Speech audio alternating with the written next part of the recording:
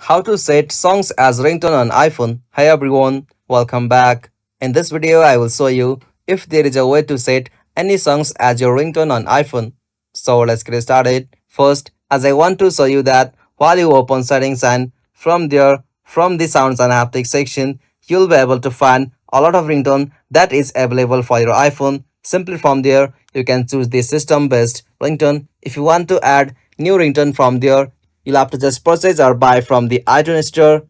So this is the official method Apple have provided. Also, you can use the third-party application name for that like GarageBand.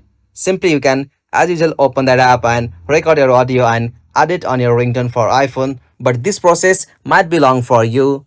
As usual, Apple are ensuring that on the next update they will add new feature for adding any songs to your ringtone easily from the file manager. While you open file manager, from there you'll have to just tap and hold that. After you tap and hold any song, simply tap on share. After you tap on that, you'll get the options like add as a ringtone for your iPhone. That update will come on future iOS version. And that's it. This is the informative video. If you found this video helpful, please make sure to like and subscribe for more videos like this. Thanks for watching. Have a good day.